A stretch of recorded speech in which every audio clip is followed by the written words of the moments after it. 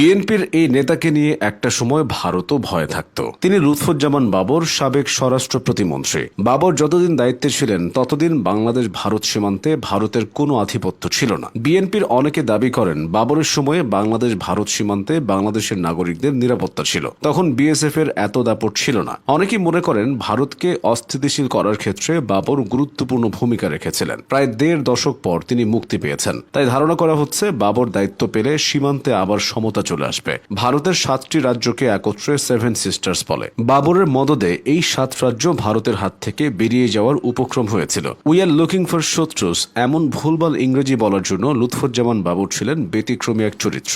RAB প্রতিষ্ঠাতে বাবরের ভূমিকা ছিল। ২০০১ সালে বিএনপি সরকার ক্ষমতায় আসলে লুৎফুজ্জামান বাবরকে স্বরাষ্ট্র মন্ত্রণালয়ের প্রতিমন্ত্রী করা হয়। তখন এই মন্ত্রণালয়ের পূর্ণ মন্ত্রী ছিলেন বিমান বাহিনীর সাবেক প্রধান air vice marshal Altaf Hossain Chowdhury. কিন্তু ক্ষমতা প্রয়োগের মানদণ্ডে বাবর ছাপিয়ে যান মন্ত্রণালয়ের পূর্ণ মন্ত্রীকে। একটা সময় স্বরাষ্ট্রমন্ত্রী আলতাফ হোসেন চৌধুরীকে বাণিজ্য মন্ত্রণালয়ে পাঠানো হয়, কিন্তু স্বরাষ্ট্র মন্ত্রণালয়ে আর কোনো পূর্ণাঙ্গ মন্ত্রী নিয়োগ দেয়নি সরকার। ফলে বাবর অনেকটা একচ্ছত্র ক্ষমতার অধিপতি হয়ে যান। এছাড়া বিএনপির অন্যতম নেতা তারেক রহমানের সাথে বাবরের ঘনিষ্ঠ সম্পর্ক ছিল।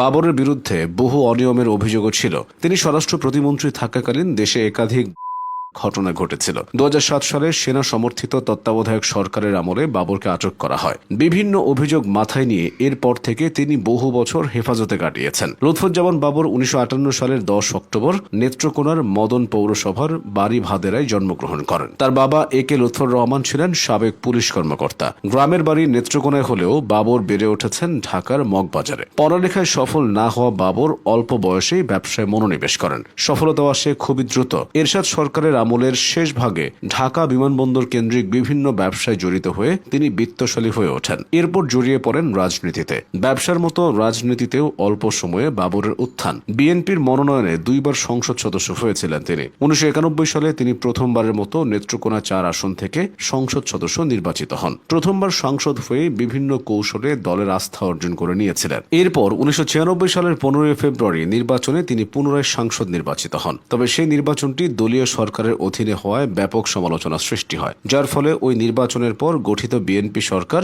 মাত্র ১১ দিনের মাথায় পদত্যাগ করে। এরপর সে বছর আরেকটি নির্বাচন হয়। বাবর সেখানে অংশ নিলেও পরাজিত হন। পরবর্তীতে ২০০১ সালের নির্বাচনে বিএনপি এবং বাবরের পুনরুত্থান ঘটে। সেবার বিএনপি জামায়াত জোট সরকারে বাবরকে যখন স্বরাষ্ট্র প্রতিমন্ত্রীর দায়িত্ব দেওয়া হয় তখন তার বয়স ছিল ৪৩ বছর। এ নিয়োগ অনেককে বিস্মিত করেছিল, কেননা জাতীয় রাজনীতিতে তখনও তিনি নিতান্ত অপরিচিত মুখ। নেত্রকোনা ৪ আসন থেকে নির্বাচিত একজন সংসদ সদস্যের বাইরে তার তেমন কোনো পরিচিতিও ছিল না। তবে বাবর এর প্রতিদান দিয়েছিলেন। তারেক রহমানের সাথে থেকে বিএনপির বিভিন্ন কাজে যুক্ত থাকতেন। প্রধানমন্ত্রী খালেদা জিয়াও তাকে নিজের ছেলের মতো দেখত। অভিযোগ আছে প্রধান নেতাদের আশ্রয়ে তিনি এতটা ক্ষমতাধর হয়ে ওঠেন যে কারণে তার অনেক অপকর্ম তখন সামনে আসত না। ব্যক্তিগত জীবনে লুৎফুজ্জামান বাবর বিবাহিত। তার স্ত্রীর নাম তাহমিনা জামান শ্রাবণী, যিনি ২০১৮ সালের জাতীয় নির্বাচনে বিএনপির প্রার্থী ছিলেন। এই দম্পতির সংসারে এক ছেলে এবং এক মেয়ে আছে। দীর্ঘ ১.৫ যুগ পর বিএনপিকে নিয়ে এতটা আলোচনা হচ্ছে। সে আলোচনার স্রোতে লুৎফুজ্জামান বাবরও উঠে এসেছেন।